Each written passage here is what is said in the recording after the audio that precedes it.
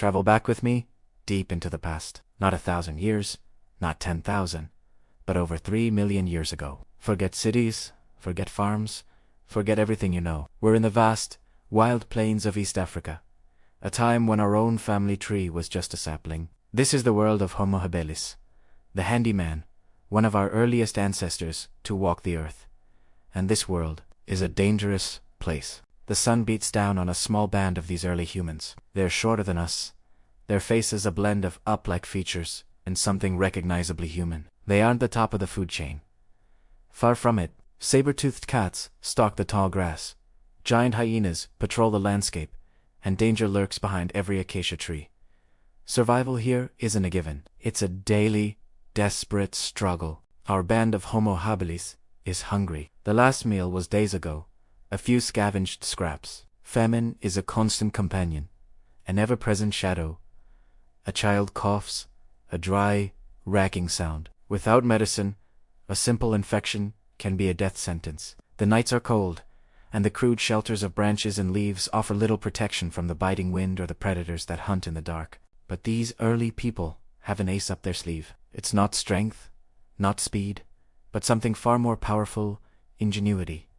Look closely at their hands. They are gripping stones, but not just any stones. These are tools, the world's first technology. With a sharp eye and a practiced strike, they chip flakes off a core of flint, creating a razor-sharp edge. This simple-looking object, a stone chopper, is a revolution. It's the key to their survival, the invention that will change the destiny of a species. Suddenly, a scout returns, gesturing frantically. There's a commotion over the rise. The group follows, their stone tools clutched tightly. What they see is a sight of immense power and opportunity. A colossal beast, a Pelorovis, an ancestor to the modern African buffalo, but far, far larger. Its horns curve in a terrifying arc. Each one, as long as a person, is tall. This giant is mired in the thick mud of a drying waterhole, exhausted and vulnerable. For the hunters, this is the chance they've been waiting for. It's a moment of truth. To attack such a creature head-on would be suicide, but it's stuck. This is a gift from the unforgiving land. The leader of the band gives a signal. They fan out, a small, determined group, against a mountain of muscle and horn. Their strategy is one of relentless harassment. They don't have powerful spears to throw from a distance. That technology is millions of years in the future. They have their sharp-edged stones, their courage, and their numbers.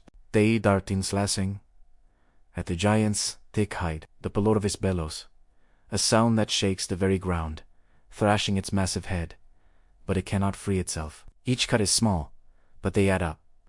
It's a battle of endurance. The air fills with the sounds of grunts, shouts, and the desperate roars of the trapped animal. This isn't a clean hunt. It's a brutal, chaotic affair. The risk is enormous. A single swipe of those horns could crush a skull. A panicked stomp could shatter bone. Hours pass. The sun climbs to its zenith and begins its descent. The great buffalo weakens, its struggles becoming less frequent. Finally, with a shuddering groan, it falls silent. The hunters are exhausted, some are injured, but they are victorious. Using their stone tools, they begin the arduous task of butchering the carcass. These choppers, which seem so crude, are now a marvel of efficiency, slicing through tough skin and sinew, breaking bones to get at the rich marrow inside. This one kill means more than just a single meal. It means survival for weeks. It means fat and protein to fuel their growing brains. It means hides for warmth and bones for more tools. This single event, this clash between a primitive hominin and a megabeast, is a microcosm of our entire evolutionary journey. It's a story of vulnerability transformed into strength through intelligence and cooperation. While Homo habilis was mastering the art of survival with stone, other branches of our family tree were exploring different paths. In Europe and Asia, the Neanderthals would eventually emerge, stout and powerful hunters adapted to the cold of the Ice Age.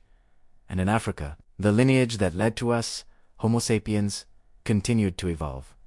Our brains growing larger, our tools becoming more sophisticated, our social structures more complex. This evolutionary path was long and fraught with peril. Species rose and fell. Climate change repeatedly altered the landscape, forcing our ancestors to adapt or die. They faced ice ages, supervolcanoes, and diseases we can't even imagine. Most hominin species like Homo Habilis, eventually went extinct. Their stories told only through the fossilized bones and stone tools they left behind. But they didn't just disappear. Their genes, their innovations, their sheer will to survive, became the foundation upon which the next generation was built. Homo habilis may not be our direct ancestor, but they are our kin, part of the great, sprawling family of humanity. Their struggle in the ancient savannas of Africa was a critical chapter in our story. Their invention of the stone tool wasn't just about butchering a buffalo. It was the first spark of the fire of technology that would eventually lead us to build cities and travel to the stars. So next time you hold a smartphone in your hand, a marvel of modern engineering, take a moment to remember, its story didn't begin in a lab a few decades ago. It began over 3 million years ago, on a dusty plain in Africa, with a clever ancestor, a sharp piece of stone, and the courage to face a giant. That ancient echo of ingenuity and survival is the legacy we all share. It's the story of us. Thanks for joining us on this journey back in time. If you found this fascinating, hit that like button and subscribe for more dives into our deep past. Let us know in the comments what ancient human ancestor you'd like to see next. Until then, stay curious.